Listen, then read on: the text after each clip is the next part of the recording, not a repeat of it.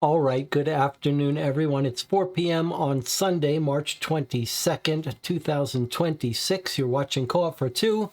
You're joining me for the 12th design diary for New York Noir, the board game that I have been working on with lots of help from others for the last 4 or 5 years now.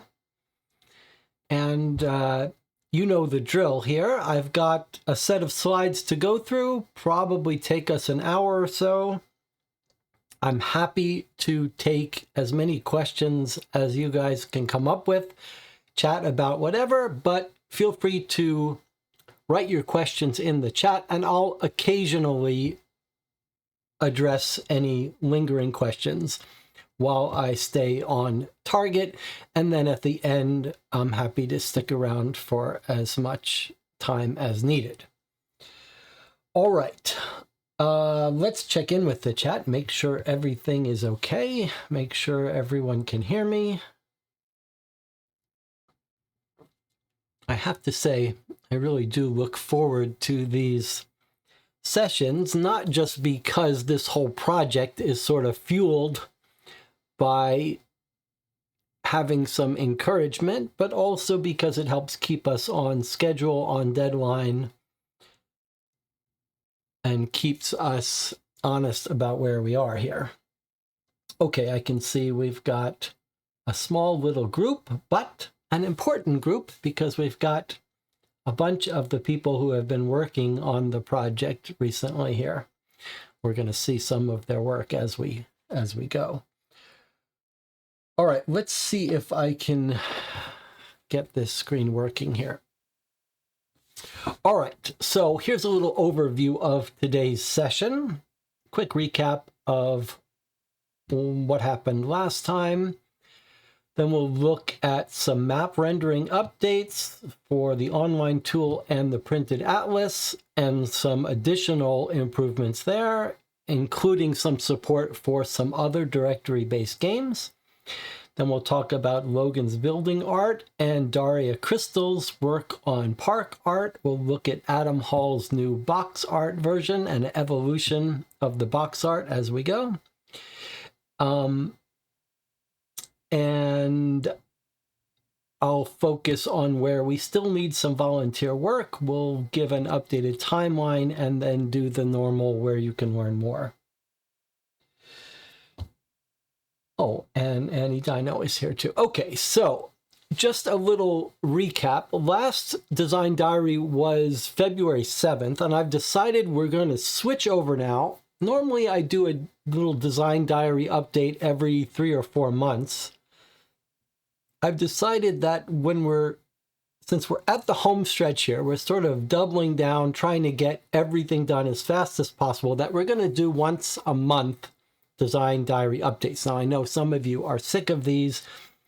You're watching these sort of begrudgingly against your will. That's okay. You don't really have to watch all of these, even if you're interested in the game. But for those of you who are hardcore interested in this game, there will be design updates every month now. Hopefully that will keep us on track.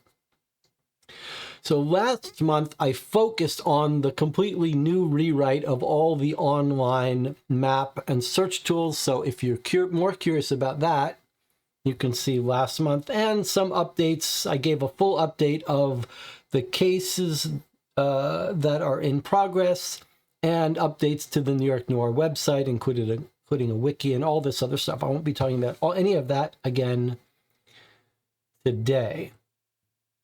Okay, so the first thing I want to show you is talk about updates to the quality of the maps, both the printed maps and the online map. And so the theme of today's Design Diary update is on art. And I guess there is a story to what has made me refocus on this that has to do with the park art and stuff. But you don't need to know this story. The bottom line is that, well, I'm going to give you more information than you care about, but that's part of the documentation here. The tools for making the maps for New York Noir are GIS tools. The main tool I use is an open source tool called QGIS. And all of the data in New York Noir, all of the maps and the database of the 20,000 places are all stored as data, geolocated data, meaning it knows exactly where it is in the world in New York City. There are some real strengths to that, which is that I can change the boundaries of neighborhoods. I can manipulate the layouts of maps and atlas pages on the fly because they're not fixed, drawn images of a neighborhood. And actually, it's turned out that that decision, which was a bit of a controversial decision because it does mean that we're not hand drawing beautiful per neighborhood drawings, but a huge benefit of that decision came when we decided to make an online full map of all of Manhattan that you could access. And that's when the decision to keep everything as GIS data that could be rendered, maps can be created on the fly, that's when that paid off. Because the printed versions are all one page per neighborhood, but the online map is one big map. Okay. That's all just a lead up to the fact that for several years, we've been dealing with the fact that the raster overlays on the maps are poor resolution because QGIS doesn't know how to render them very well. And I'm going to show you what that looks like here. Okay, so here is the new map tool. And you've seen this before. I spent all last week showing it off, how you could search, and all of this stuff is discussed last week. But what I want to show you is what happens when I zoom in here.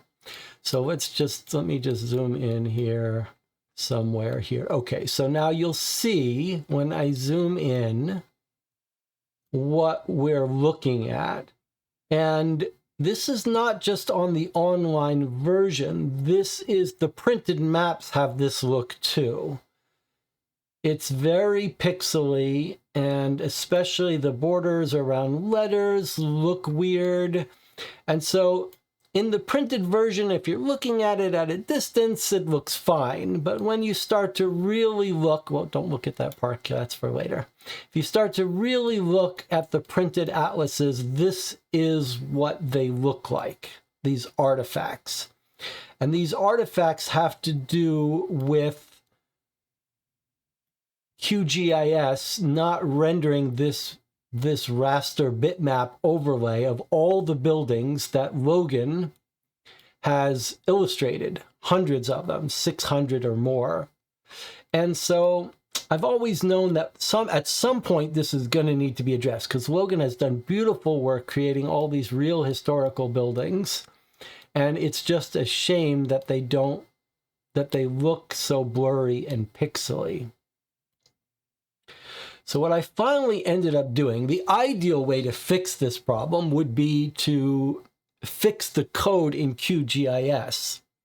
But it's a big, giant project, and I may try to do that at some point. But for now, I created a different kind of workflow that basically exports the map images from QGIS and then overlays, it's got custom code now to overlay the raster images on top of the QGIS rendered maps, and then renders another layer of locations on it.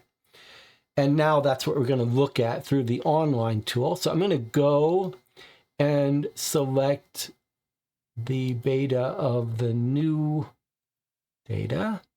And what you'll see now is much sharper images, much sharper text, and this is all true for the printed versions as well. And it really makes a huge difference when you look at all this beautiful art that Logan created for the game. I mean, it's just astounding how much he did. I mean, you can see these are just 600, 700 buildings. There's the Chrysler building here, famous buildings. There's Grand Central Terminal. Here is the Empire State Building. But wow, what a difference to be able to see these buildings in all their real beauty now. There's Gimbals. There's Macy's. Here's Penn Station. Okay, so I apologize that it took so long to do this, but we finally do have now a very nice, sharp version of the printed and the online map atlases. And just for fun, I thought, all right, let me go back to the 13x9 map atlas printout. Normally, the map atlas in the game is 8.5 by 11, each neighborhood on its own page. But you can see one of the things I can do because of the way the maps are is print these large maps. This one is 13x19. Here's the Gramercy Park, 35 different neighborhoods, so 35 different pages. I just printed out one to see it. And I'm going to talk about the parks in a second. All right, let's go back here and let's see what else. Okay, so I've explained that. What you did see me using on the online tool, but it's sort of a technical thing, is I implemented a couple of better ways to deal with the map tile image data. And that makes it a little easier, a little faster for the online map to be able to zoom in. And it also means it'll be easier for us to make a completely local version of the map tool and online search tool that so you won't need to be online if you wanted to play the digital version. One of the things that you can't see that took a week of work is making sure all of the building art coincides with known database entries and that they're at the right locations. And I can sort of show you that here. If I just do an advanced search for hint equals VIP. Okay, I think this will work. Whoa, why is that so slow? Okay, so what we have is here are the 619 illustrations that Logan has done and markers showing where they are. So one of the things that went slightly wrong is when Logan did all of this beautiful art and he put it all on the maps. When I got it, what I did was I went in and I started tweaking the locations. And I did it so that they wouldn't overlap each other. And there's certain neighborhoods that are particularly tight, hard to fit things in. And what I did was I went and moved the buildings around. So like the New Yorker Hotel, maybe I put it over here. So, or pencil, whatever. I moved stuff around on this digital map thinking, what does it matter? What does it matter if the New Yorker is here versus here?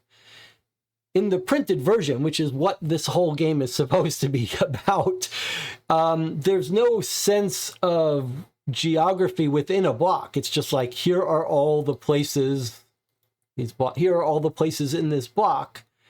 You don't need, in the printed version, you don't really need to know that the Yale Transport is here and New York Oldest Pawn Shop is here. But what happened was, in this online map, which we didn't initially anticipate, there were some weird things where the New Yorker Hotel, the art would be here, but the marker would be here. And I also realized that I had started moving things off from the actual address. So one of the things we point in our database in New York Noir, these places have their real street addresses. So the New Yorker Hotel is on 8th Avenue, which is this avenue here. There's 8th Avenue. So in my moving things around, I sort of made it confusing. And so I spent several days of unpleasant work moving all the buildings back around to line up with their geocoded location and undoing all of the moving that I had so carelessly done. So everything now, though, matches where it is and matches what it is. So it's not just that we have a database entry for every building. It's that the database knows that every building that's been illustrated is a special VIP building or location. Now, why is that important? In other words, there are there are thousands and thousands of businesses in the database and 600, 700 special buildings that Logan illustrated. And one of the decisions that Logan and I made is that if you look at the printed map atlas, one of the ideas we had is that this atlas, which is of all the neighborhoods in New York City, it's actually two things in one. It's a neighborhood guide as well as a map atlas. So every neighborhood has an atlas page, which shows all the locations, but also has a page describing the history of this neighborhood with the photo, some little bit overview history, and points of interest.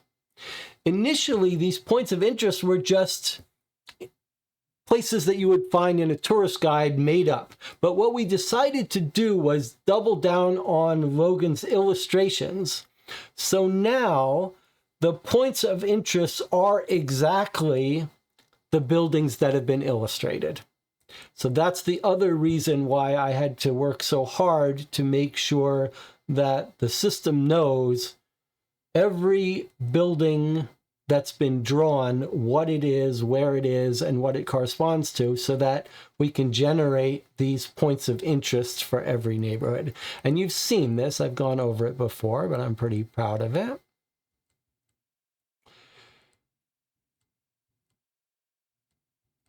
So anyway, that's all just to show you the amount of work that's gone in to create these pages now and these points of interest. Does it really make a difference in gameplay?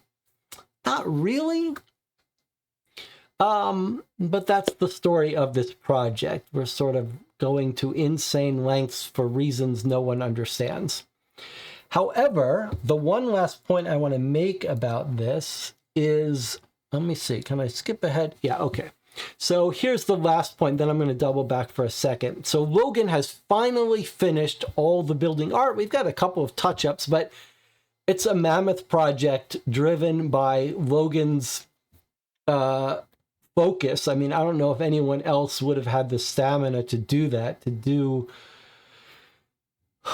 upwards of 700 illustrations that all have to be, they're taken from photo references, but they all have to be adjusted to be this perspective and then cleaned up and made transparent. I mean, it's a huge amount of work, but he didn't just drew all the illustrations. He did all of the research. So he researched these real buildings, where they were, what they looked like, did the drawing, and then did all of the accompanying work that had to be done, historical work, to find us and draw all of these historically accurate buildings, and then help me get the database tuned up. So he's now moved on to boats. So one of the other things we need to do, you can see from the online maps, there are certain neighborhoods that are sort of, I guess it's easier to see in the map atlas. This may be an older map atlas. But anyway, there's certain areas bordering the water where we've got all this empty space. And so one of the ways we're going to try to make these maps a little more aesthetically pleasing is by putting in more maritime illustrations around all of the parts of the all the neighborhoods that border the water. And there are already some neighborhoods that have a little bit of maritime art I'm going to show you. But last point I wanted to make about Logan's art. So you've seen that it's used primarily as these small illustrations on the map. But what you don't know is that each of these 700 buildings is of a high enough resolution that we can make it so anyone writing a case where they've got a location in the case that corresponds to an illustrated location, any of those, one of those 700 locations, the casebook case authoring tool can bring in the illustration of that location. So I suspect that case authors will be drawn to use the locations that have been illustrated more frequently. So if you've got a scene at the Plaza Hotel, a nice high resolution image of the Plaza, illustration of the Plaza Hotel can get automatically pulled in to your case at that location. I think it's a built-in way for us to have more art in the cases, which I think with no extra work on the part of the authors. Of course, totally optional. All right, that's that. I mean, Logan, a huge debt is owed to Logan for all of the work he's done here. I can't wait till we get some more boats in there. It's going to be amazing. Okay, now let me back up a little and show you one more thing that I didn't show you about the online tool. So obviously most of the work for the online tool has been put in to play New York Noir, but I did want to show you that with the help of Rob on the Discord, we populated Sherlock Holmes Consulting Detective, Mythos Tales, and Bureau of Investigation. These are all directory games, Sherlock Holmes Consulting Detective being the one that inspired New York Noir. So if you click on any of these worlds, you can see here is the Space Cowboys version of Sherlock Holmes Consulting Detective, and everything works here. You can click on a place to see what's at this place. You can search for this just like you would anything else. So here is Sherlock Holmes Consulting Detective Space Cowboys that you could play on the online tools now with all the normal features about bookmarks, and you could log your play, whatever. And we've got, in fact, anyway, Rob and AI helped do all of this data conversion. Again, yellow pages work, everything works fine, just as normal. We can even bring up historically the original sleuth map. Here's the original Sherlock Holmes Consulting Detective map from Sleuth Publications. Same data, basically, same map, but if you want to see how the original map looked, you've got that. And then turns out Rob and I were surprised. I always assumed that the data, that the people, that the population of the directories were basically the same. Turns out when we really got down to it, and Rob and I really decided to find out what were the differences, there were actually a large number of differences. Some are clearly typos, but others not so much. So what we did was we've got three worlds of Sherlock Holmes Consulting Detective. One is the Space Cowboys version, one is the Sleuth version, and then we've got a combo version, which basically has everyone unique from both data sets. So if you were playing a case, this might be the one to use, and you can actually switch between the two maps while you're playing.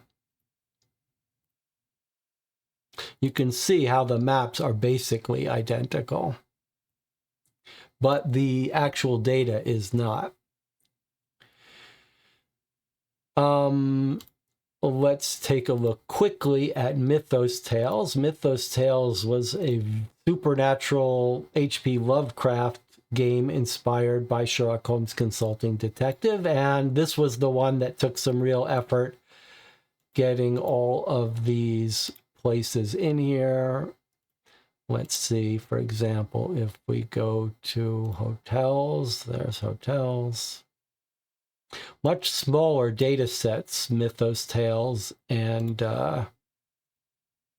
Bureau of Investigation. So there's Mythos Tales. And here is Bureau of Investigation had 2 maps. A map of Arkham.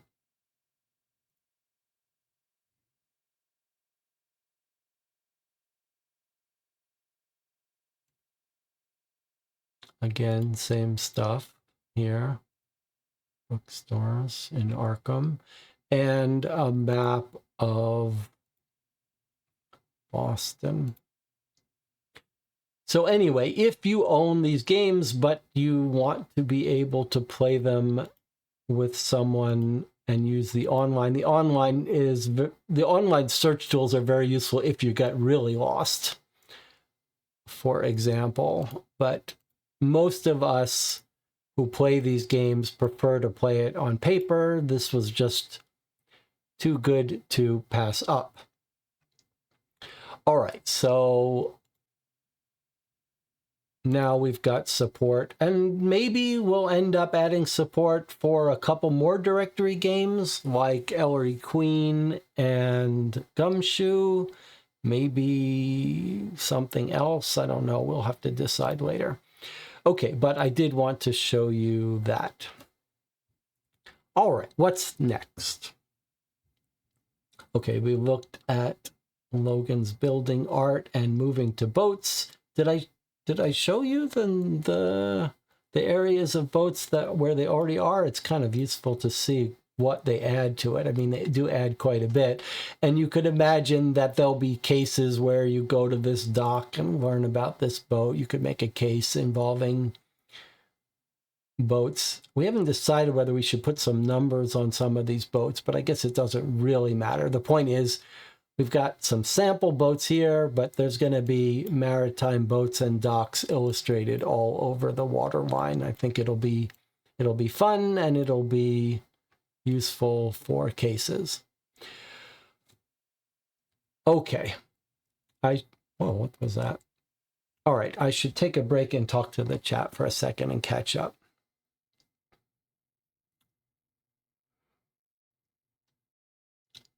Is the new map atlas in the V5 file? No, the new map atlas is all in V6. That's the new latest beta data. All right. Next up.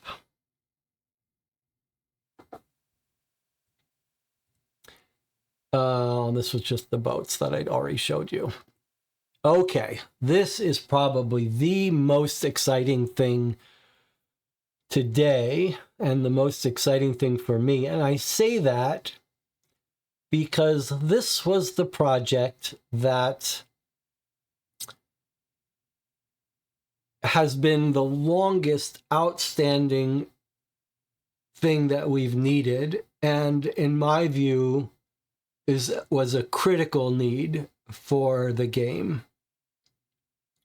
So you've seen the maps. Logan's art breathes some life into them, but they still feel a little sterile. They're computer generated, and they feel a little stark and impersonal.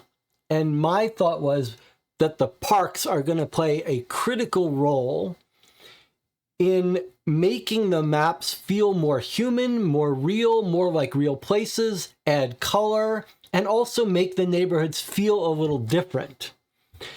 And Adam Hall, who's done the box art, did one tiny little square of Hell's Kitchen in a style that I loved. It was similar to this, but a sort of simplified map where you could see paths.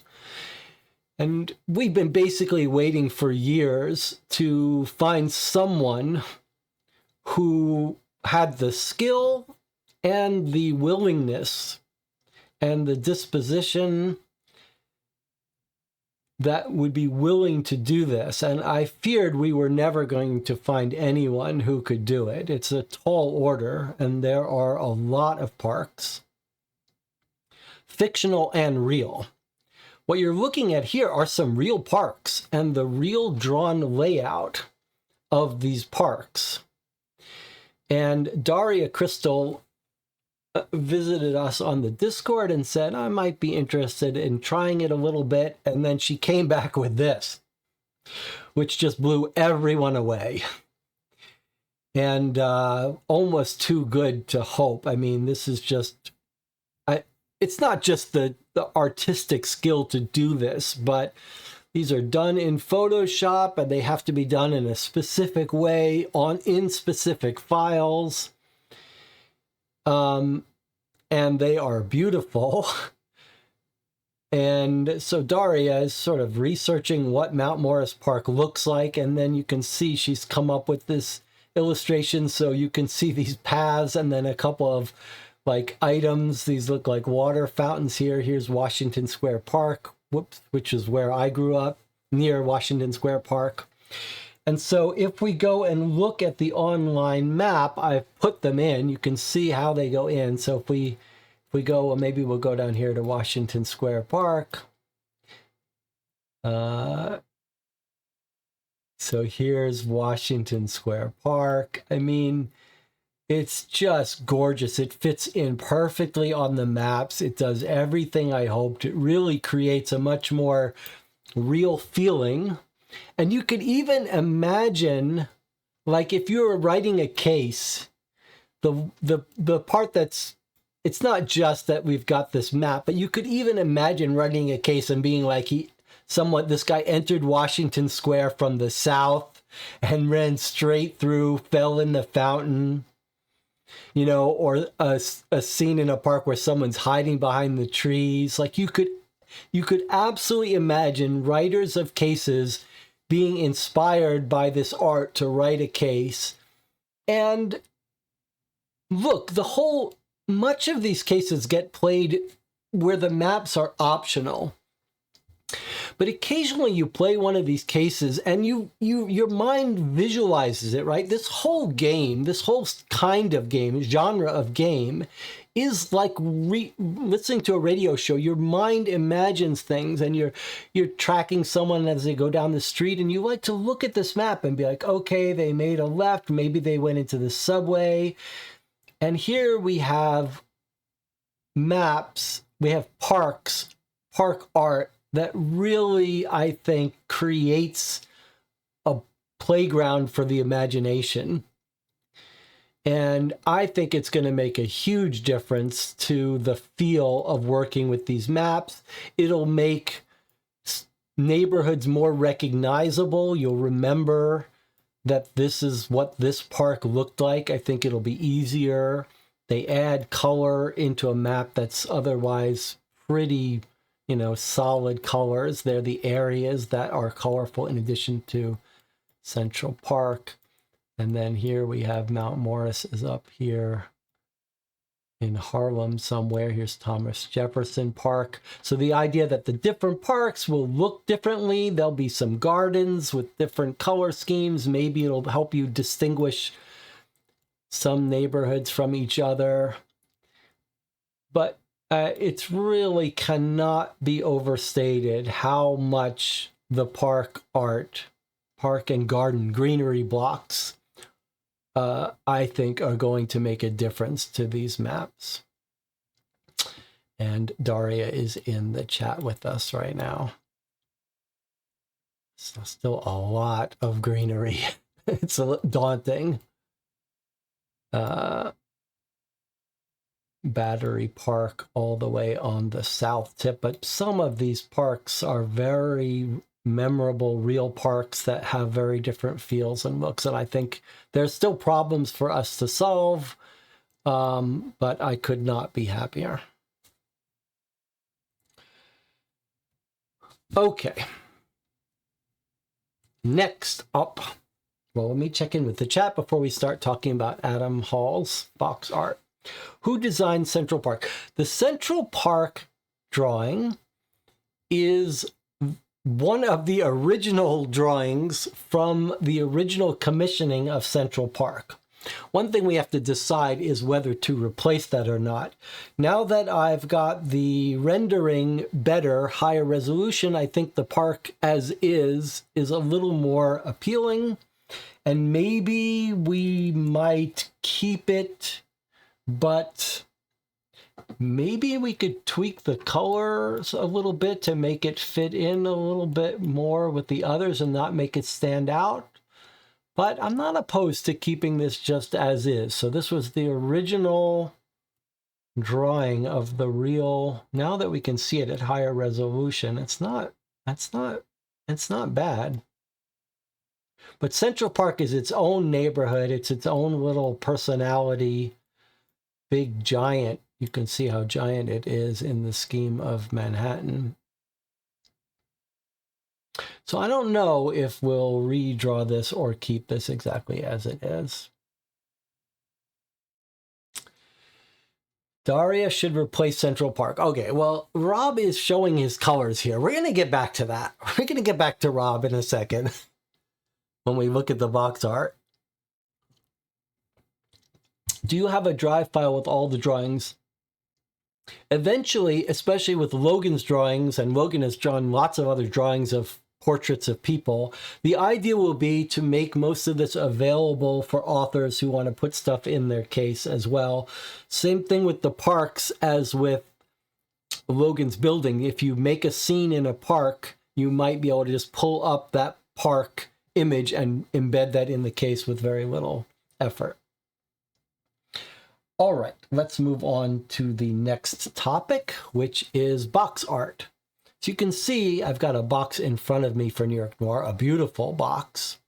But let's take a moment to appreciate Adam Hall's cover designs and illustrations. This was way back in 2023 when Adam did some mock-ups for us.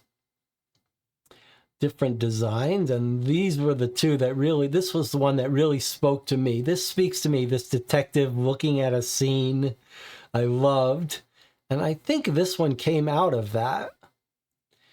But this was the one that really captured us, and this beautiful design of the smoke and making the and. This was back when the game was called High and Low.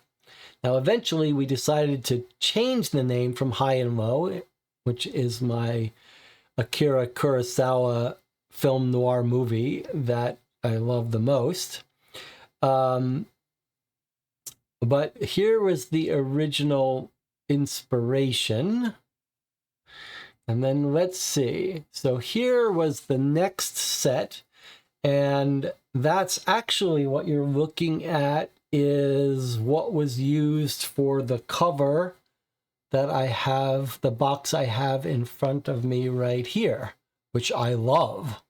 Everyone loves. Very recognizable.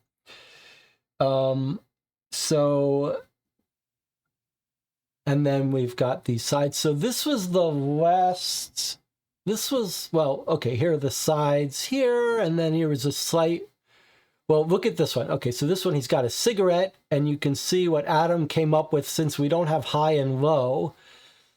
We couldn't have the smoke making the and sign, which was so amazing here. But Adam came up with another way to do it, and he made it do a question mark.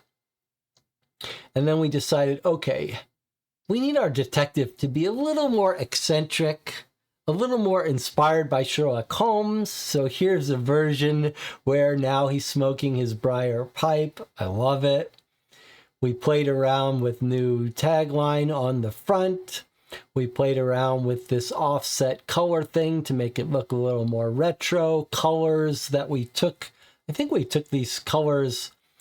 We looked at these things and I said, what screams New York City to me? And these didn't quite do it, but the buildings and the city did, and then green and red of the stoplights. It's starting to feel much more like New York City to me. So I considered the box done. Like, this is done enough for me. I love it. It's done. Couldn't be happier, couldn't be prouder. But Adam is like, no, that's not done. This is not finished enough for the final version.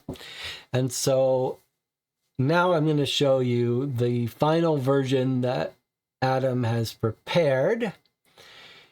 And I want you to pay a special notice to this city skyline view, which is incredible. The whole detective got redrawn much more detailed as well. But compare this city to this sketch. I mean, look at that detail of the Brooklyn Bridge, and look at all these beautiful windows. To me, it's the windows that let you know you're looking at a big city. If I look at art that's done of cities, this is what I look at. I look at how do the windows feel right? And this is just stunning. And our detective got changed into high resolution. He's got his pipe, he's got his notebook. And this sort of dual image of him investigating a scene, but also standing on top of the city. Love it, love it. The title text has been hand-drawn to be close to this font, but hand-drawn. And then here's the back, which I didn't show you before. In my first version, I just printed, the bottom was terrible. But here we've got a nice, proper bottom of the box with some flavor text, list of components, photograph of components, little information, little text. We might play around with changing this, but I'm pretty happy with it. To me, this was also completely Adam's idea. He said, I got an idea. Show me a little picture you have of the documents. And to me, this, like when we were talking about this box, Adam and I, what we said was like, what we want is a box that's going to speak to the people who love Sherlock Holmes consulting detective type games, who want raw material. Like, this is not a game for everyone. But what I love about this back is you're going to know when you see the back of this, if you were in a game store or whatever, you looked at this, when you see this, you're going to know, is this game for you, right? You're either going to look at this and say, nope, don't want it. I do not want to do the work that this implies. Or you're going to look at that and say, I don't care what it takes. I need this game. And that's the best thing about this the back of this box. You know immediately whether this is the game for you. I don't think you need to read anything. I think you just look at this and you know, am I the person that wants to go through hundreds and hundreds of pages of these reference directories, or am I not? But it's the best of both worlds. It's the theme of film noir here, with you don't even need the back of the box to explain the mechanics to you. If you know Sherlock Holmes consulting detective, you know how it's going to work. But even if you don't, this is all you need to know whether this game is for you. So anyway, I think the box is amazing. I couldn't be happier with it. Now, I said we were going to circle back to Rob. Do I have another screenshot of this? Oh, here you can just see the layout that has to get sent to the printer, and you can see these nice side panels, which I love as well. And here was one of the new things that Adam was experimenting with in a previous version. In fact, I can show you the previous version because I have it on this physical box. So Adam came up with this idea on the sides that we could embed sort of names from the directory. And one of the ideas we had was put credits of people who have helped the design of the game, the artists and whatever. We could do it that way. But became a little scary because the work to keep this updated started to feel a little daunting. So, and I wasn't sure it was worth all the effort. So, this version is an attempt to try an alternative, and you can see there's the skyline of the city with the little fingerprints faded in the background. I think it looks pretty good. I mean, it's just for the inner box. This is the only thing you'd see from the outside. You only see this on the inside, but it's kind of nice. It gives you sort of a view of the city from the four corners. I thought, though, if we wanted to, we could even put the we could put names of people who have helped design the game by putting the credits under here, you know, like art design and cases authored by. We could even put names on some of these silhouettes if we wanted to, but we'll worry about that in a bit. All right. Now, I think... Oh, no, we've got one more. Here is just a view of the back, which, again, Adam completely re-illustrated at higher resolution. Here's a higher resolution of the sides. We're going to find ways to use all of this art. Even though this one is covered up mostly by the contents, I'm sure we will find other ways to use some of these images. All right, now. All right. So as far as I'm concerned, the box design is done and is perfect. But I did want to use this opportunity to talk a little bit about one of the concerns I have in terms of volunteer.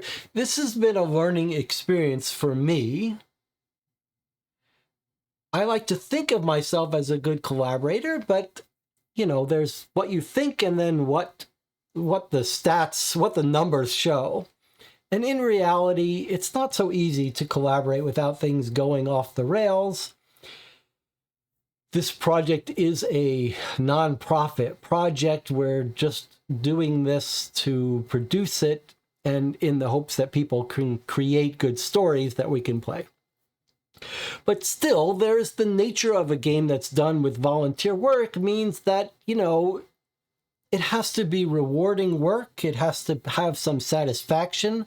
There has to be some feedback and encouragement that makes you want to keep going. And everyone who works on the project has got a little bit of a screw loose, including myself. There's just no way to work on a project like this without being a little bit eccentric and being a sort of I like to think of this as the unreasonable man, the unreasonable person project. This is like the project that the person does and had no business sticking with, like the person who won't sell their holdout house when they're building an apartment building around it, even though they've been offered 10 times the going market rate. They say, no, for my own reasons.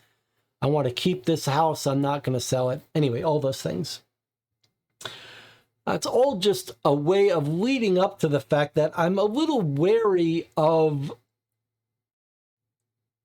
straying. What's the word when you're testing the nerves of people? And I'm a little bit conscious of having a volunteer be like, that's it, I'm done with this project. It's too irritating. But okay, along those lines, one of the people in the Discord who is a special eccentric person, like all of us, but has his own things, is Rob, who's in the chat with us now.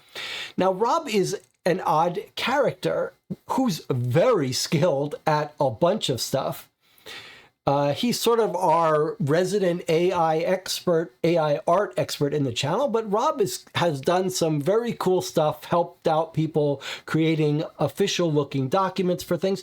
But Rob is very particular and kind of blunt. He doesn't sugarcoat stuff. But he's also, you know, occasionally sort of at the tail end of something says, you're doing it all wrong. Anyway, I showed the final art. This is where Adam has to buckle in. Okay, so I showed the art the final box art in the Discord, asking if we should consider half-toning the effect. And Rob basically said, look, I want to suggest that the box art could use some work. A little late in the schedule after 3 years to be saying this, but he had some interesting points. And the core, if I understand it, Rob, you can correct me, the core of Rob's comment was about the typography. And he said, look, the typography of a board game is sort of its brand, which you'll see used in several other places, and it should have a very distinct look.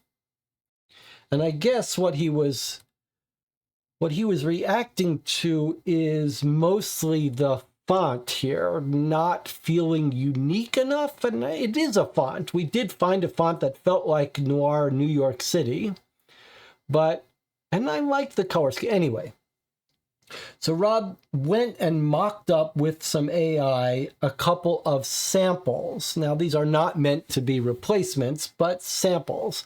And again, a little blunt, a little late in the game, but I do respect Rob's opinion about some things. Now, so here are the mock-ups he presented, and you can see what he was going for. Like, here is an Art Deco title. Here is something distinctive, though hard to put my finger on like what font that is. It's sort of like a stamp cut font.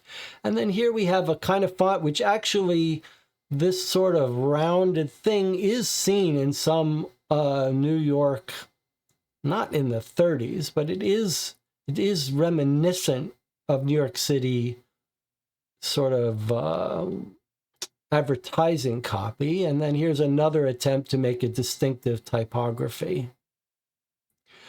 So I told that long story to preface it because I don't want Adam Hall to burn out from this. And I think it's time to move on past the box art because Adam Hall is a skilled artist and we need help with other artistic stuff. So I want to put the box in a box and consider it done for now. With that said, I do find something appealing about this one. Now, some in the Discord liked this. To me, I don't know. This feels a little bit busy to me. But I have to admit that this color scheme and dirty newspaper-like feel has a little bit of appeal to me. Maybe if we were considering an alternate box art, if in a year the energy was found to try this, there's something a little bit appealing instead of the purple to have this like red, blood red shadow of the city instead of purple. This dirty newspaper base color. And this very stark, unique font, almost like cut out ransom notes or stamp cut. Not this text, not this. But this has some appeal to me, this dirty, bloody red stamp cut thing. And then this sort of more realistic fingerprint, and maybe even this idea of this smoke, instead of a question mark, the smoke transforming into the fingerprint. I don't want to work on this. I don't want us to do with this now, but I do. I think maybe we keep around this for a second edition. Yeah, or an alternate art version. Don't forget also, we're going to need more than one box. Do we all realize that? That this box will only hold the base materials, not a campaign or two of cases, and we're already up to like 12 cases. There's going to be several dozen cases. Anna looks like she's on her way to making a whole set of cases. So there's going to have to be a core box and then a box of cases. So maybe that'll be revisited then. But I think we've got a cover a box. Let's move on. All right, but I do appreciate Rob's unreasonable person, tough love thoughts too. It would have been nice to get this a couple years ago, but the AI wasn't there a couple years ago either. But okay, I appreciate all of the unreasonable people in this project. All right, I think there's just a bigger version of it. I don't even know what font that would be. Okay, so starting to wrap up here. Let's just check in a little bit more. The blinds are genius. Not blunt, it's tough love. The Art Deco font is very period, but it feels a little fancy when you relate them to the main character. Yes, I agree with that. Second edition, additional boxes. Maybe someone's detective character will be more fitting for the Art Deco vibe. Let's call it a day. I think Adam says, the artist of this, do agree the font title could change for the better, but artwork, let's call it all a day for the box. I think the box is done for now. Let's call it done. We can revisit it in the future if we get bored and do all the other stuff. That's what I was telling Rob. Like, the thing is, the phrase, you can't let the perfect be the enemy of the good, is the lesson here. We don't have infinite amounts of work and infinite amounts of volunteers. We have to choose our battles. Where is the V6 file? I'll talk about that in a second. It is available on the website, but I haven't made it obvious about it because I'm waiting. There's a little bit of an issue about the new version of the directories and the current cases that are there, and I'm a little bit wary about dealing with that. Okay, let's talk about where volunteers are needed. So this is what I want Adam to transition to. We do have a handful of other maps that we're just using placeholders for. The most important one is this one that gives you an overview. Here is Manhattan, situated in New York City. You've got New Jersey over here. You've got the Bronx over here. You've got Queens and Brooklyn here. And then you've got various little islands. You've got Ellis Island, you've got where the Statue of Liberty is, you've got Rikers Island, the Prison Island, Roosevelt Island. So anyway, these are places. There are entries in the directory for neighborhoods in the Bronx, neighborhoods in Brooklyn and Queens, and entries for all of these little islands. So this overview and an overview map is important for us to have a custom version of that's not nearly as busy. It should be a very simplified drawing that makes it very clear where these things are in relation to Manhattan so players can situate themselves. And then we've got a bunch of other maps that help you go to these other boroughs. And in fact, if I bring up the atlas, is it in the atlas? Is it in this atlas? Yeah, there's that page. And here are all the other boroughs. Richmond, otherwise known as Staten Island. There's Queens. So these are taken from the market analysis book. Each of these neighborhoods in Brooklyn you can visit. There's a lead number for each of these. So someone writing a case can put some places for you to investigate inside these different boroughs. And here is Manhattan, and here are the other boroughs. So ideally, we would have custom drawn version of these other maps. And here's the subway and bus map that I modified from an existing one. I think this is okay, but I'm hoping that Adam Hall will tackle starting with this one, a very simplified version, and then maybe simplified versions of the other boroughs with their numbered locations. All right, and then here's what we were discussing. Should we replace Central Park? I have the idea that maybe some of these would be like fold-out brochures just for the fun of it, like an extra long fold-out thing, rather than try to fit it onto a single page. I'm still not 100% sure about that. Now, if you're interested in helping, there are other areas we need help. One of the ones that I've been talking about on the Discord is we've got a rule book, but it's a very plain looking rule book in Google Docs, and people don't like that. It's it's very important for people to have a nice looking rule book with some art and an index and a table of contents and various illustrations. And Annie Dino, who's in the channel, in the chat here with us, has said she might take a crack at that.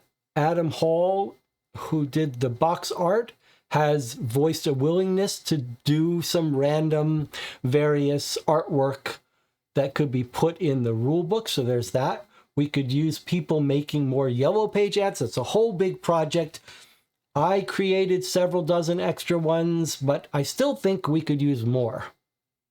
I still think maybe a couple dozen more custom ads for the yellow pages would make it feel a little bit more alive in certain areas, certain business types that are underrepresented. There's certain businesses that are overrepresented with ads, underrepresented. Now we're getting a mixture of the real ads from the 1920s with some custom ads. And I do think having a few more is fun. You can stop by the Discord if you want to chat about it. I made a post on Board Game Geek about what we were looking for. The other help I could really I would really appreciate is someone going through the directories looking for oddities. Now, it's been years working on this. I never cease to find some typos, some errors that happens in all of these games, but it's nerve-wracking because you don't get a second shot once you tell someone to print out 500, 600 pages of directories, or we send it to production, it can't be fixed after that. So anything that sneaks in has to be just described as the telephone company made a mistake. But it makes me nervous. It makes me nervous to think of mistakes sneaking through. And there's so many names and directory, and I keep making, every time I get a chance, when I make a new version of directories, things get fixed, things get tweaked. I just recently made changes to create duplexes. I recently made changes to adjust the size of apartment buildings, so we have some really big ones. I decided that, one of the big ideas in New York Noir is the neighborhoods are ethnic enclaves. So Little Italy is full of Italians, Chinatown is full of Chinese, and different neighborhoods have different odd ethnicities. I recently tweaked up the code to make sure every neighborhood has a couple of every ethnicity. So if you were writing a case that you wanted to have about a German in Little Italy or a Chinese person living in Little Italy, now you'll find a couple of every ethnicity in every neighborhood. That's a very recent change, but that's an example of something that can't be fixed after we lock things down.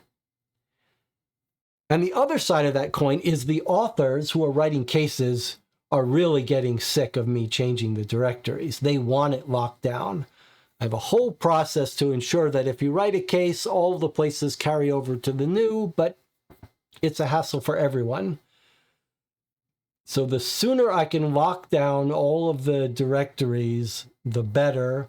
And I've made several rounds of work going through the ethnic names, trying to improve them, trying to make sure they sound authentic, but I could always use more help. And of course, we could always use more authors writing cases. I talked about that last month, but the more the better, especially if you want to experiment a little bit. However, one of the new ideas I had is this last part here about an author wrangler. And here is my idea. We really need someone who's sort of familiar with the system, who doesn't mind reading cases and having spoilers, who can help authors make sure that their cases are formatted nicely and don't have bugs. This is sort of like a in between the playtesters, which we have and are critical.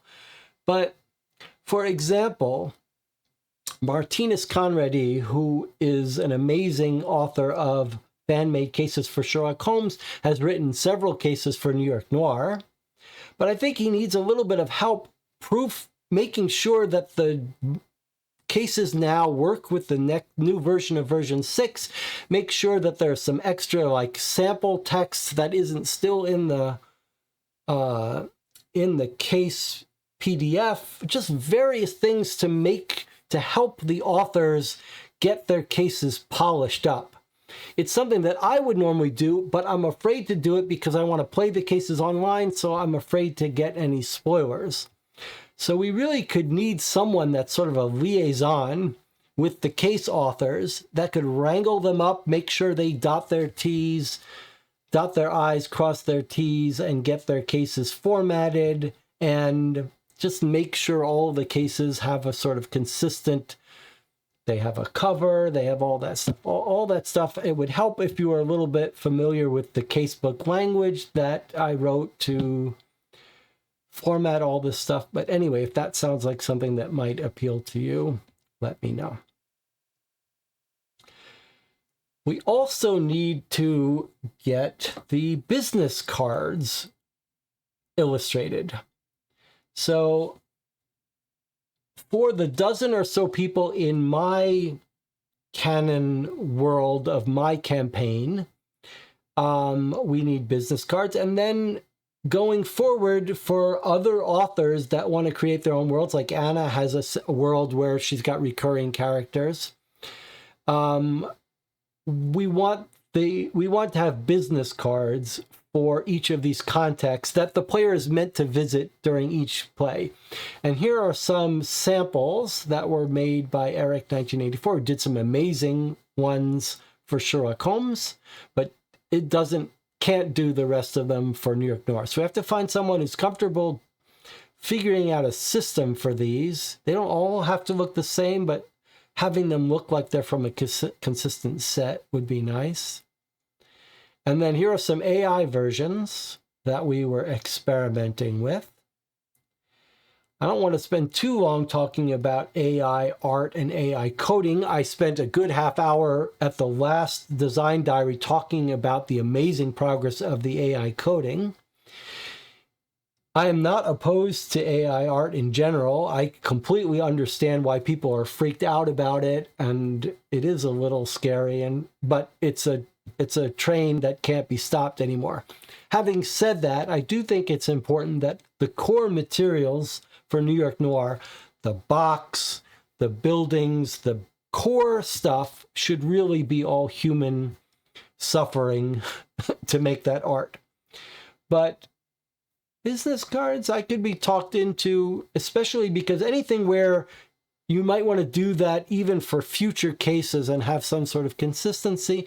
They're not perfect. They exhibit some of the weird AI stuff, but they are getting better. I think in an ideal world, we'd still have a human illustrate these, but you can see if you wanted to be able to create new ones for new people, new authors constantly, maybe it's asking too much of a human to keep making these. But eventually we have to have a set of business cards that come with the game, not business cards, like playing card size, nice plastic playing cards that remind you of your contacts. So if someone feels like that job speaks to them, let me know. Okay, here's our updated timeline. We're almost done with today's session, by the way. Okay, my goal is to lock in the directory data by May, somewhere in May. Now, what that means is that once that directory gets locked in, that's the thing that the authors can now say, okay, this is the stable set of businesses and people that I can use, and Jesse's not going to change it again. You can always add a little bit at the end, add places, but no more removing places and doing a whole-scale change. As it is right now, I basically, if you've ever seen that movie Dark City, I basically regenerate the world when I make a new version of the directories, because I decide, okay, there has to be this many of this many of this. Now I need another 1,000 people in duplexes rather than apartments. The way that gets done is I basically hold down a few things. Every place that's been used in a case gets held down, and then everything else gets regenerated. But it's chaotic, and it always causes some consternation on the part of the authors, and it means I have to tell everyone who asks, no more, don't print this out. Like, don't print out the directories because they're going to completely change. And we need to get to a point where I can tell people, yes, if you want to print them out, you can print them out. So this is our timeline here. May, lock in the directories, and ideally in August, we could have a print-ready version of the directories. Again, it's scary because once it gets locked in, once we tell people they can print it out, it's not so easy to fix anything. So that's the goal. I will be at Gen Con in August. It would be lovely to print out a new version of everything. And once we print out a new version, I can start playing some of these cases written by authors. And I'm looking forward to doing that. I'm hesitant to play any of the custom cases that Anna and Martinez wrote until I print out a new version. And then maybe finalize all the art, all the maps and stuff by January, and then find a way to produce it.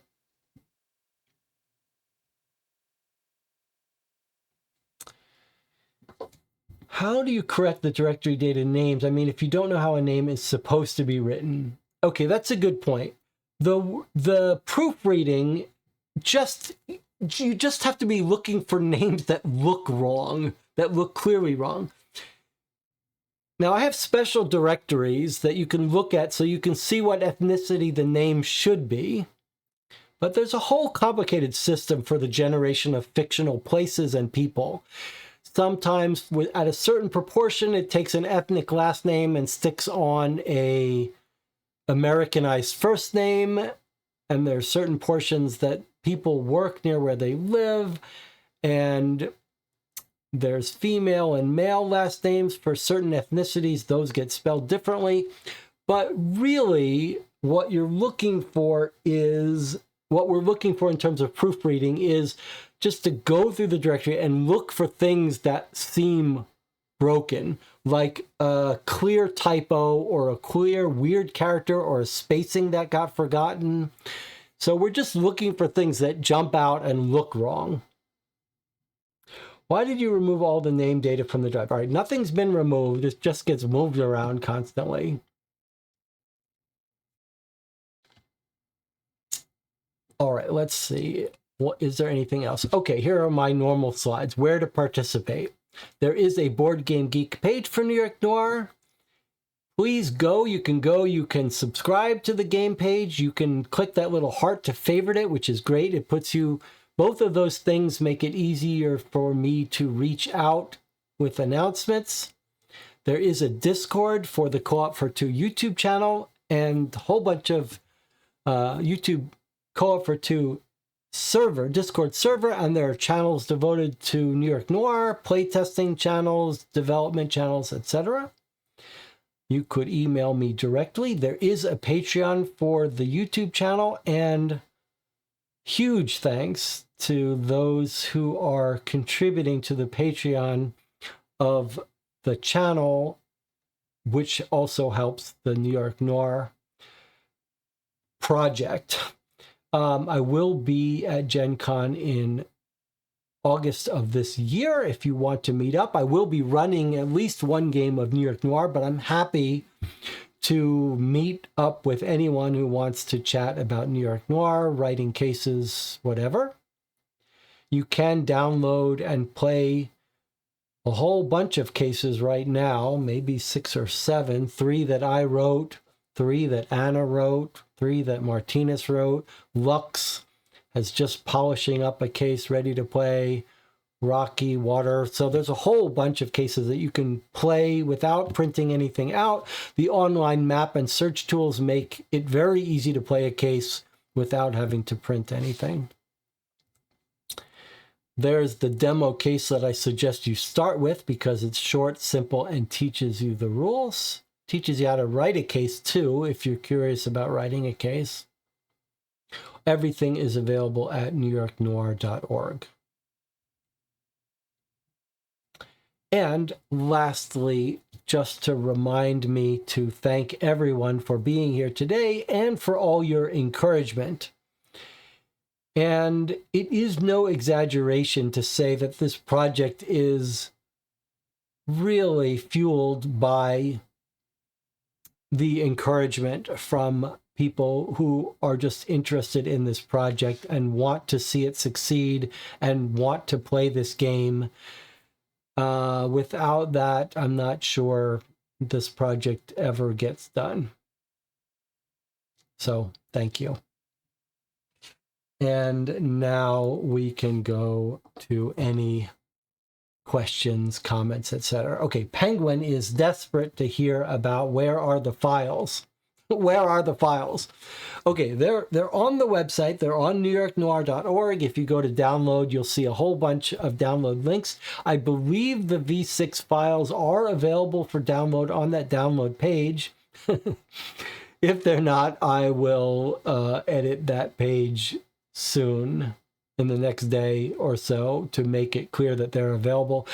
The only reason there's some hesitation about that is that cases were written for version 5, and version 6 should have every place you need to play the cases, but I'm a little scared about making version 6 the official version when I haven't fully talked with all the authors about making sure their cases work with version 6. So the process of releasing a new directory data is sort of, I create the new directory data, I make it as a beta, and then I've got to make sure all of the authors' cases convert properly without issues. Penguin says version 5. Okay, well, I'll get version 6 up there. The online search, by the way, all of the online map and search, you can bring up version 6, just not the downloadable versions. All right, any other questions other than where are the V6 files? Penguin says I can help with the authors. Annika says, anyone that has suggestions for the rule book, feel free to drop it in the Discord.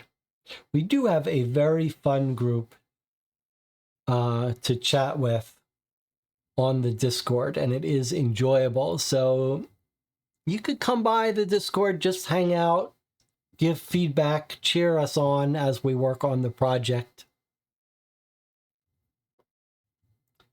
Cheer on Annika as she works on the rule book. Cheer on the authors as they write their cases.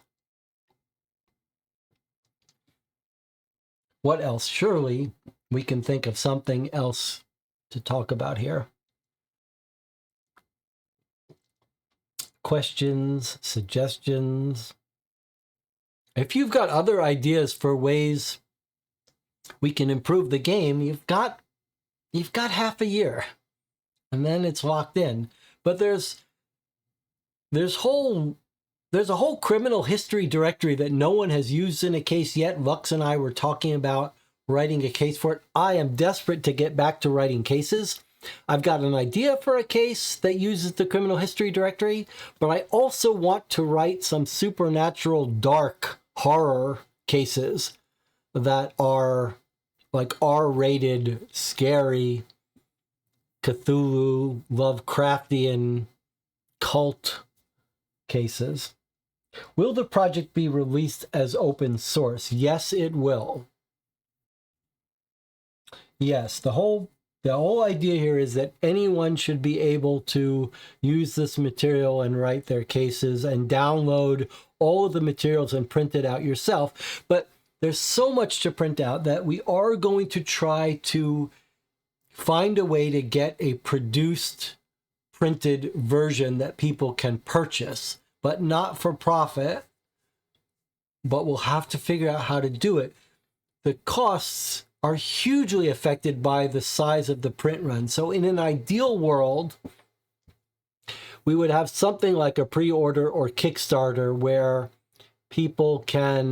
we could get enough people ready to spend the money to buy a printed version that we could have it produced and have the spiral coil wire binding made, that we could get a nicely produced version at a reasonable cost, but I'm not sure I have it in me to run a Kickstarter, and the complications of running a Kickstarter and worrying about issues and delivery and customer service is a huge thing. So we'll have to figure out how to do that, but that's down the road. But anyone who doesn't want to do that could download and play the PDFs straight from their computer. Begona says, I can help with proofreading directories if you have Hispanic names. I do have name databases for a couple dozen different ethnicities, so that's one way to do it. Writing cases might sound very intimidating to many. Well, that's true. I have written some essays on how to write a case, how to write a good case. I have talked in the past about a couple of books that I recommend. Adam says, I want a physical version only. Well, one of the things that's clear we're going to do is everyone who's volunteering substantially for this project, we have to find a way to get them at our expense full printed produced copies of the game. So we're going to have to raise enough donations, enough contributions from people to pay to get the major contributors their own copy and send them a copy, fully produced copy of the game.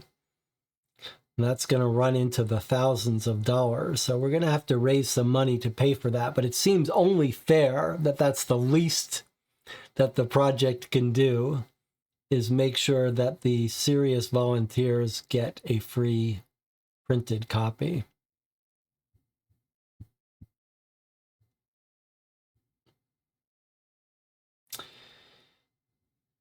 Annika says, I really thought that I would prefer playing with paper, but the online tool combined with the scale of the cases and directory has completely changed that. It is shocking how much the online search and maps simplifies and makes life easier.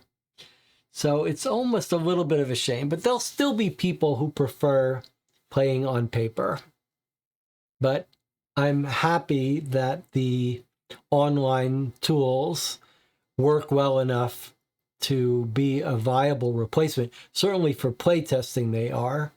And a big part of the credit for that goes to Peter, who made the first version of the map tools and the search tools and proved that it could be done and done well enough to be really useful. For authors, the online tools are a magnitude of importance even better. I mean, it's one thing to be able to play with the online search and map tools. That's convenience. But if you're writing a case, the ability to search and do searches that you wouldn't normally be able to do, like wildcard searches and searches, odd searches like find me banks near subways and find me people with this first name. The online map and search tools are beyond useful for authors.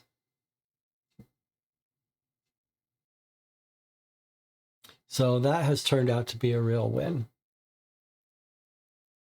All right, what else can we talk about?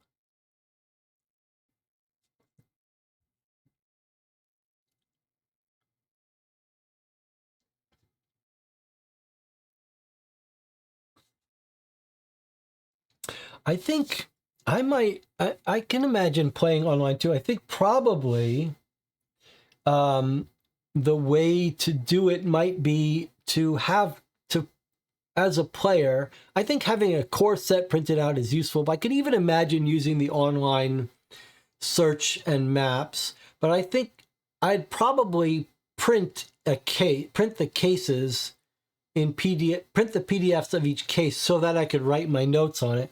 Although the online tool now has an integrated PDF casebook reader that really will help you jump around. And when you click on a place, you can just say, open up that location in the casebook. It's actually pretty convenient. All right, Penguin says, how would it be possible to talk to the authors?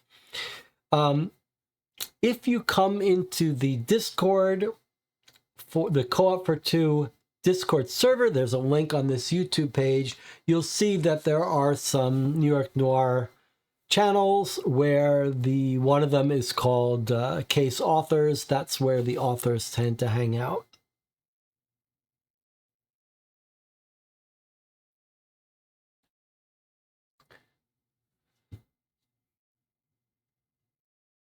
What else? I always feel like this little Q&A is kind of like the teacher who says, or at the talk when you say, are there any questions? There's never questions in the beginning, but if you wait long enough, the questions come. So I think I just got to sit here and wait for more questions. Annika says, during the Foxtrot case, I did start to feel a bit for the old-time investigators that had to manually compare fingerprints. Still need to finish the case. I'm sorry. Okay, Foxtrot East is my largest, most difficult case. It's the case that makes use of fingerprints, the fingerprint directory. It is a big, long, difficult case. I'm not surprised if people might tap out. I will note, Annika, that you don't have to do the manual fingerprint stuff if you don't want. One of the things that Foxtrot East does is it gives you special actions you can take each night. Some of those can be to get fingerprint help, or you can use hints to have it give you the answers to fingerprint matching for you if you don't enjoy it. Some people enjoy the visual search, some people don't. A big decision in philosophy of the New York Noir games is to not force people to do that fingerprint work if they don't enjoy it. So if you don't enjoy it, don't force yourself to do it. Take some hints for those fingerprints. It'll cost you a little bit in your demerits and reputation. But you don't have to do that fingerprint search if you don't like it. Are there any changes between version 5 and version 6 beside the map? Yeah, basically the entire directory is different. Can we call the fingerprint directory locked? I believe the fingerprint directory can be considered locked, although I could completely regenerate it from scratch if we needed to. That's a great example of the fact that there's only been one case written for it.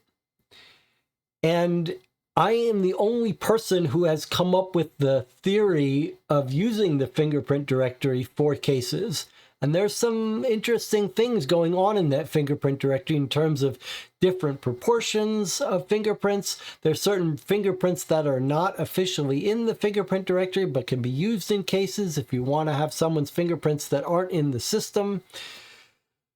So in an ideal world, we'd have more cases written for it and more authors writing games using it who could sit and say, hey, you haven't thought of this. But I guess we are considering the fingerprint directory locked until something comes up. Is there any directory that I can print? No. You cannot print the directories. You cannot print the maps. If you do, you'll have to reprint them very soon. So we are still in the period where no one should be printing anything out. Other than a case. If you want to play a case, you can print it out. But you should be using the online tools to use the directories or a digital version of the PDF of the directories for now. But we're going to try to get that solved by August. I hope by August we can tell everyone, if you want to go print out the directories, go for it. They're not going to change.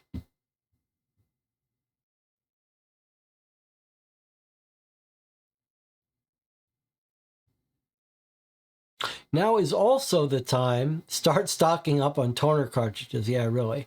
I do think it'll probably be cheaper for us to print and produce it than for you to print it in your home. If we can get enough people to go in on it at the same time. Another thing I would love help for is brainstorming the yellow pages. So right now, over time, I have fine-tuned and developed the yellow pages, figuring out how many of each kind of business, how to categorize the businesses, what businesses, but I've taken inspiration from Sherlock Holmes Consulting Detective, but there's always the chance that there's something important that might be nice to have in there. Now, there's all sorts of subtle things I've talked about in previous design diaries that are in this directory. There's a huge number of abandoned lots and abandoned warehouses and undeveloped land and condemned buildings, and there's a whole bunch of office buildings that can be repurposed for businesses that we didn't think about, and a whole bunch of businesses that are cagey about what they do, so they could be repurposed for other things. But if there's someone out there who's played Sherlock Holmes consulting detective and said, hey, you know, if I was writing a case, what I would love is some other categories of things that no one else thought of. Like, someone came in the Discord a month ago and said, it would be great to have some real magicians in the directory, real historical places. And they came up with a list of a dozen real magic shops and real magicians, and we added those into the directory. And that's the kind of thing that I would love in an ideal world to get more input on. Jonathan Warner went through the directories and found some more like artists and performers, and we realized, hey, we don't even have a Yellow Pages section for performers and talent agents and stuff like that, so we added some of those. But so I'd still love to have some more help brainstorming that kind of stuff.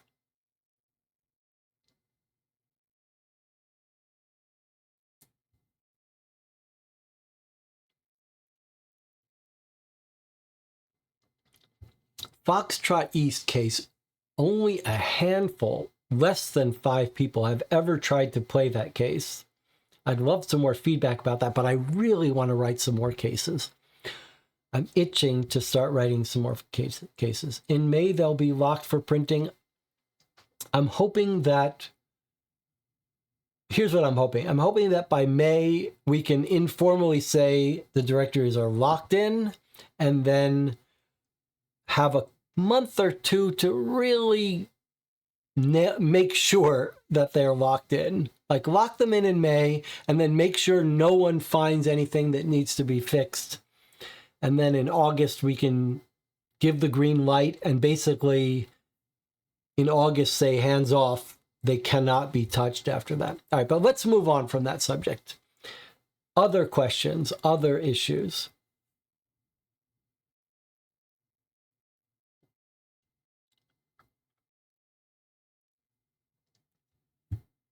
I don't know how long and how much. At one point, people are going, it's easy to burn out on a project like this. So we'll see how much park garden art, greenery art Daria can handle before she burns out. And obviously, this is a volunteer project. Everyone's doing this in their spare time. So we'll see how much patience Adam has to do some of this other art. We'll see how much patience Daria has to do the art. If it doesn't get done, it helps to have a deadline. I do think the deadlines are important, but some of this is sort of dependent on us all being able to find the time to do all this. And if it takes longer, it takes longer.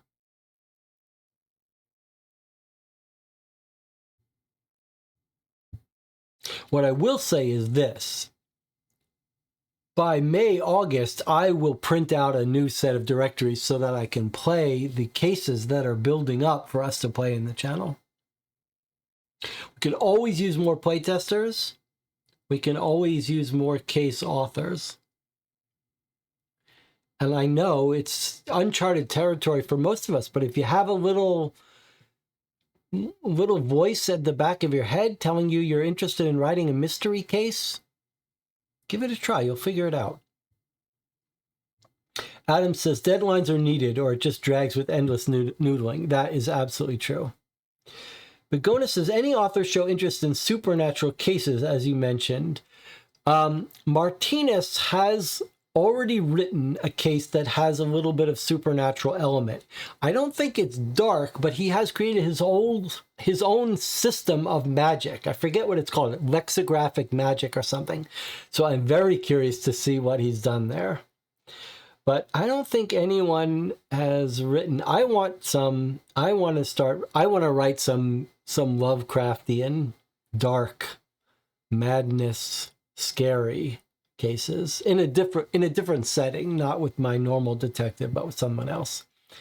Okay, Annika says, signing off.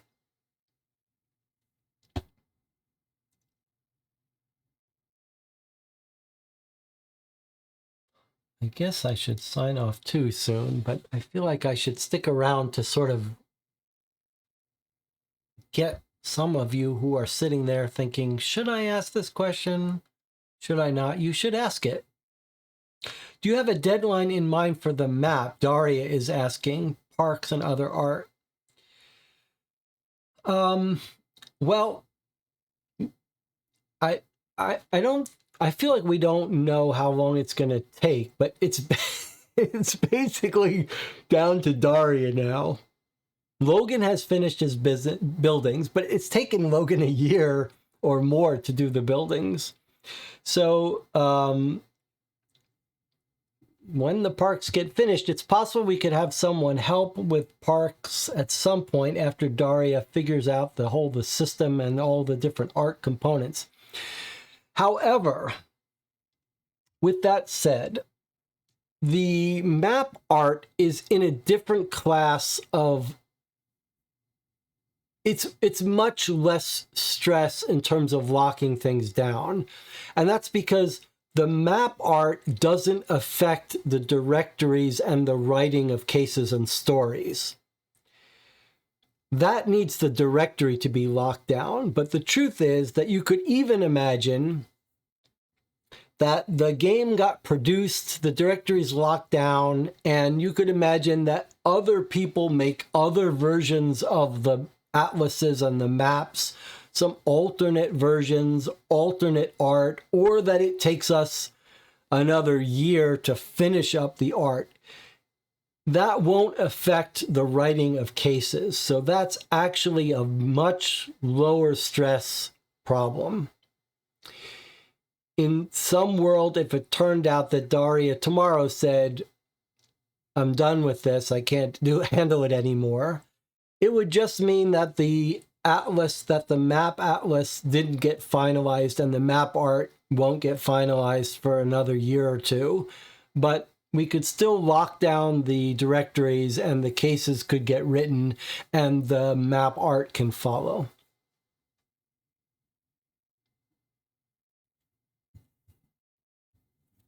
Ideally, it would be lovely to have most of the greenery illustrated in August.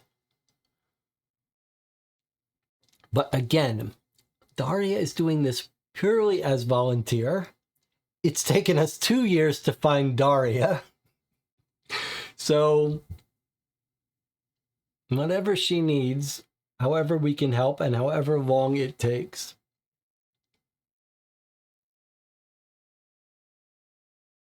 But I am going to print off a whole new set of directories and maps and atlases in August so that we can play cases. So let's see. And the park and greenery art is in a sort of hierarchy, right? We've got the top tier is doing all of the main parks that are known, that are real, that are by themselves. And then we've got lots of little green blocks that are sort of fictional that could be sketched out, and we could reuse art for that and do other stuff. So we've got at least a priority of the art, and Daria has a very good handle on that. And she's just doing everything right. Corrections after, yeah.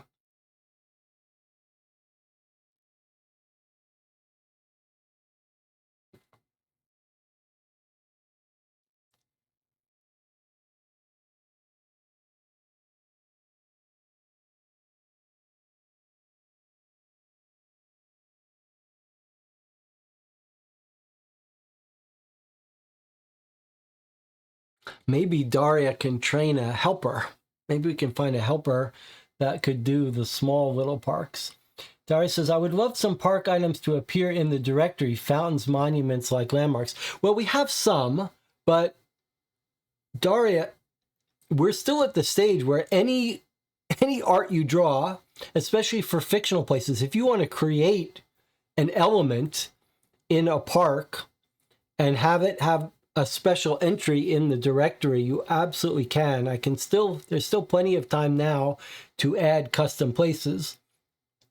And don't forget, just because in general there's one location number for each park, I mean, the description in the park, an author can write it however you want. The exception to that is Central Park, which has 100 different locations within the park that each operate independently. But you should feel free to create little structural elements. You could even say, here's a block that would be nice to have a big park on, and we could create a little fictional block there. A fictional park.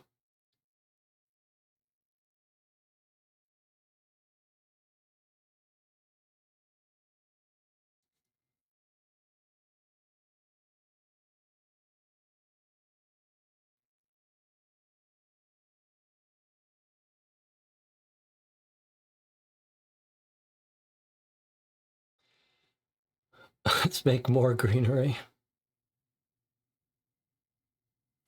I think, again, one of the early design philosophies for New York Noir was what I thought was a very clever idea on my part, which is it's sort of this overwhelming giant world of 35 different neighborhoods.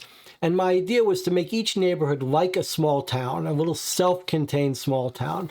So a big part of the directory generation ensures that there's a couple restaurants in each neighborhood, a doctor in each neighborhood, an insurance company. There's like every neighborhood has its own little self-contained thing.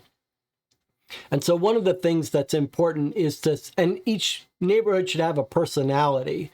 So one of the things that Daria is going to do that we're trying to lean into is to have the parks add to that, help convey this idea that each neighborhood has a different personality. So maybe we can lean into that and make, the parks of the poor neighborhoods look one way, and the parks of the richest neighborhoods should look fancier, and the parks of the poorest, roughest, most crime-ridden neighborhoods can look a little more dirty and disheveled and dangerous.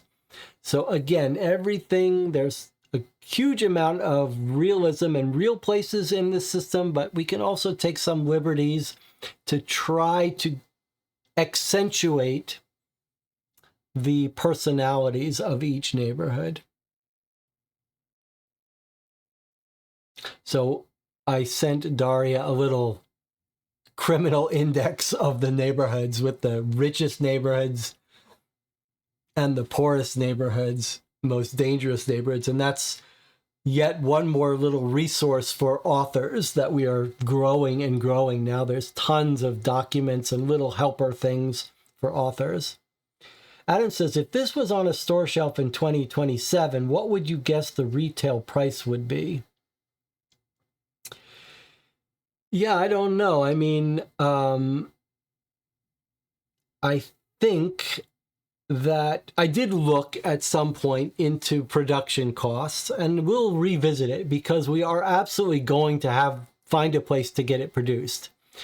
But you might be shocked at how much it depends on how many copies. I mean, basically what you're looking at is if you get one copy of this made, it's a $500 thing. And if you get 500 copies made, it's a $50 thing, something like that. So I think maybe that's a bit of an exaggeration, but basically it all comes down to how many copies you could order, what the print run is. I don't think this is never going to be in stores, but I think there's a very good chance we'll get it onto Kickstarter. But as I said, that's a whole can of worms that we're going to have to figure out how to do. Not for profit, though, so we don't have to make a profit. That helps. But you have to charge enough to be sure in the same way that it's not for profit. So we don't have to worry about making a profit. We just have to sell it for what it costs. But at the same time, that means there's no one who can absorb costs.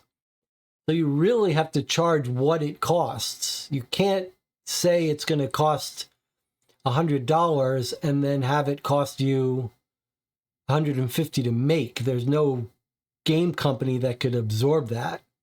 So I don't know how that gets done.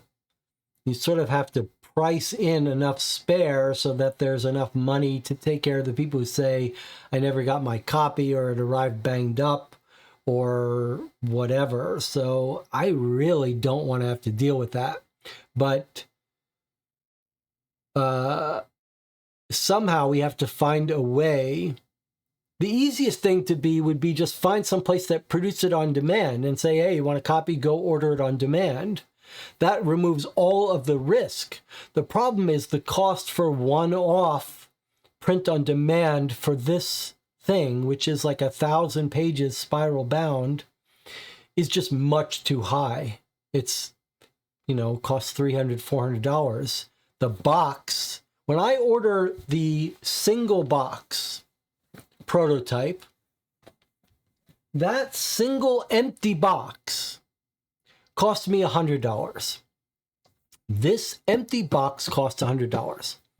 It's like $40 for the box and $50, $60 for shipping. That's what it costs to make one box. When you make 1,000 boxes, all of a sudden the box is $8. So, and if you order the boxes from one producer, and the materials from another, and from China, and you assemble it, you've doubled your shipping costs. So the way to make it affordable is to do a print run from a factory and company in China, that's where all the board games are made, and have them produce it and order a print run of 1,000 copies. That's how you make it affordable. But how do you get 1,000 people to buy this game? I don't have a place to store 1,000 copies and sell it later, and I don't want to sell it. I don't want to be trying to push my game and find buyers, and I don't know how anyone makes any money on board games, and I don't want to try. So there's a little bit of a catch-22. The only way to make it affordable is to run some Kickstarter where 1,000 people sign up. And then it's affordable, but then someone has to deal with the headache of having 1,000 copies printed and sent and managed. So I don't know how we're going to solve that problem. But truth is, we'll worry about that later, and we don't strictly have to solve it. That's not my brief. That's not my responsibility. My responsibility is to get this game finished over the finish line in a reasonable amount of time. And we've already failed that. It's not going to be a reasonable amount of time. It's going to be a 5-year project, but we're approaching the finish line. We are going to finish. We are on track. I think by 2027, at the end of 2026, we will be done and ready. And that's where my strict obligation ends. The game must be finished, must be ready to go. If we can find a way to have it produced at a reasonable cost, then we'll do it. If not, we'll find a way to get it produced at an unreasonable cost, and the rest of us will just print it out and bind it ourselves, which is doable with a little binding machine, and I can send some copies out to friends and everyone who's contributed on the project. But all right.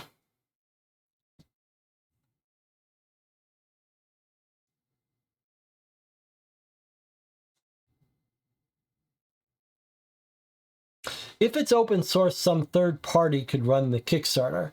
Okay, well, I should clarify that a little bit. There are different people with different hangups about open source.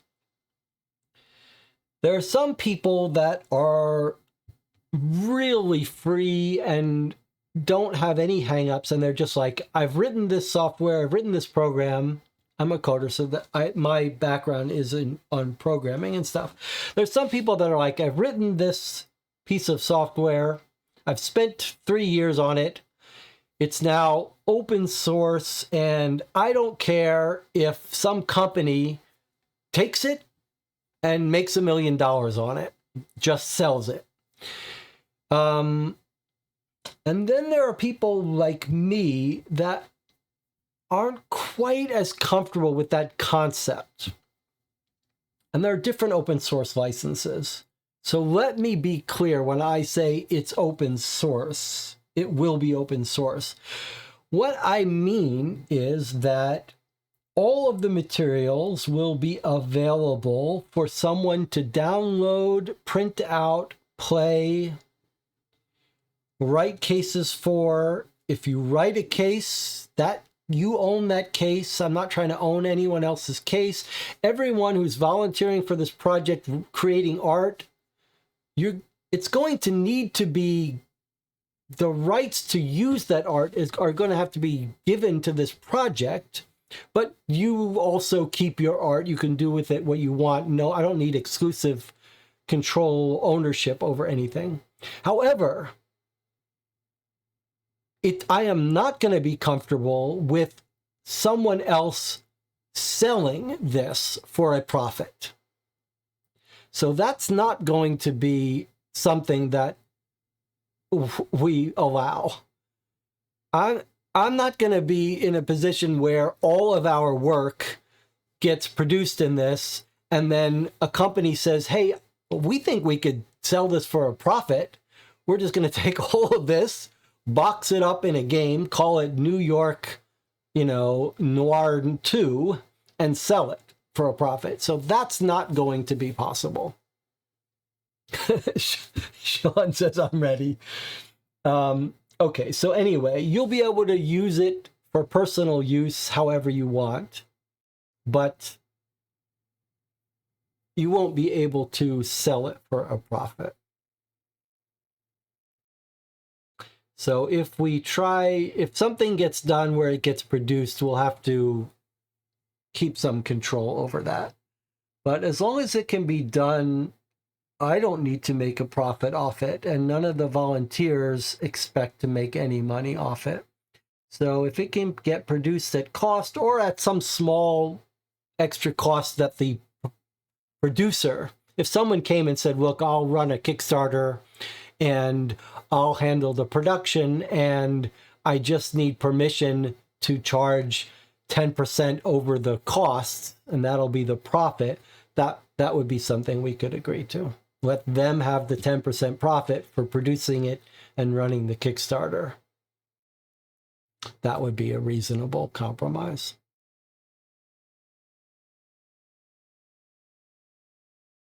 All right. Any other questions?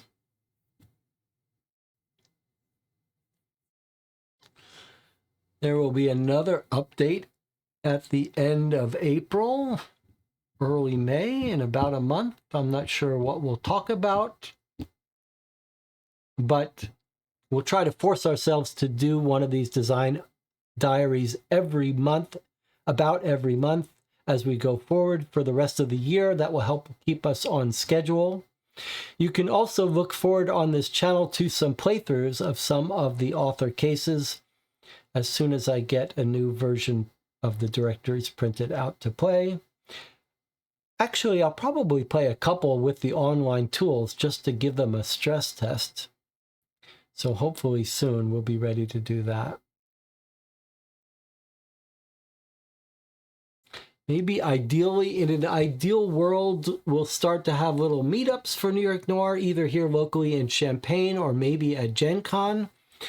If you're nearby, maybe we'll have some workshops on how to write a case. I have some interesting ideas that I've learned from reading a couple of books, a couple great books on mystery writing and how that translates into writing cases for this. But really, the whole motivation for creating this game was to explore and experiment with ideas in writing games like Sherlock Holmes Consulting Detective. And we've tried a whole bunch of new stuff in New York Noir, new mechanics as well.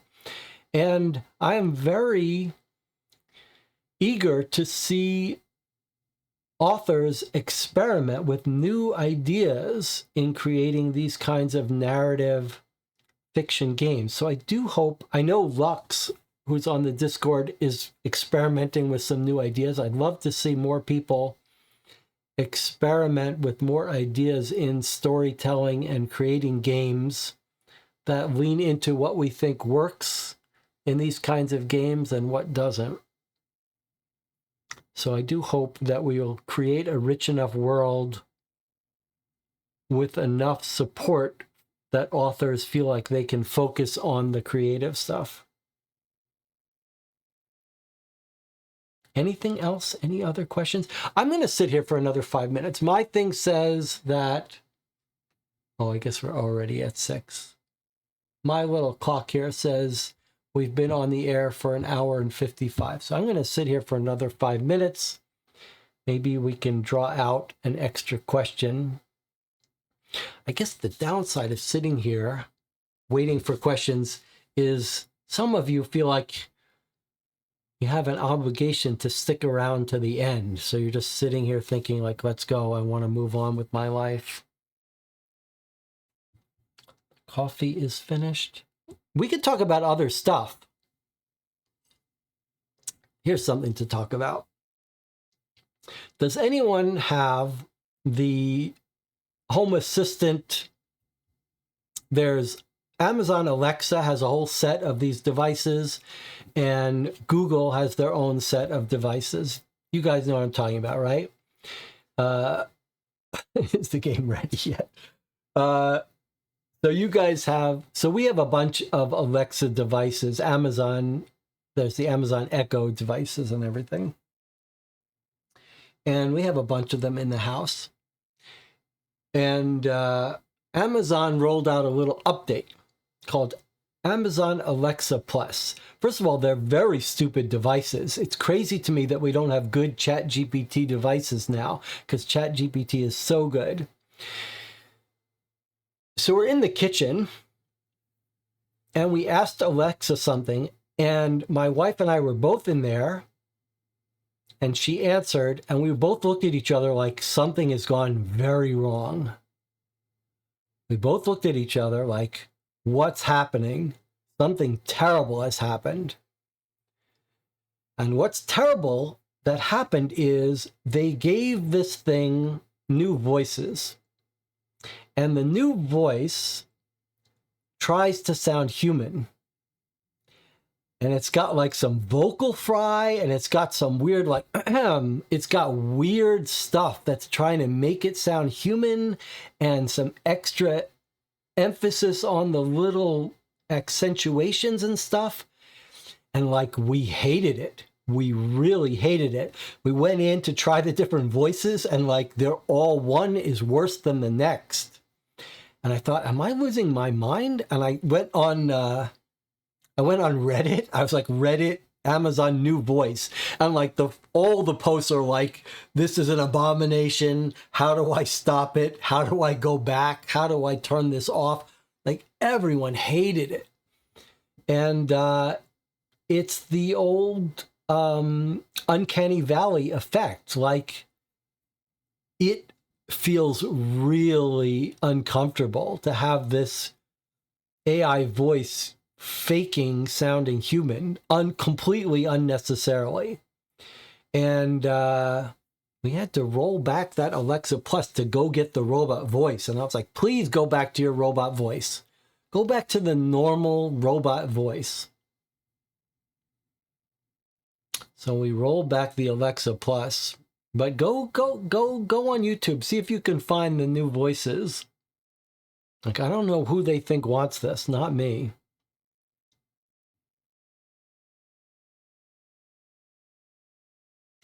Robot just wants to be your friend. I'm happy with the robot being my friend, but don't try to sound human. Don't try to put on airs of being human. You don't need like fake delays in what you're saying, fake enthusiasm. I don't need it. I don't want it. Just be yourself, robot. Let the robots be themselves.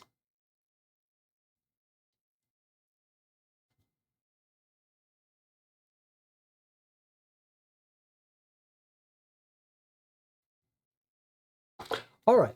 Is that it? Are we done? We have one, but I don't recall a new voice update. Go to it, upgrade to Alexa Plus. Give it a try. Let me know what you think. Go onto the Amazon thing, the device control, upgrade it to Alexa Plus. You let me know what you think. See if you lose your mind.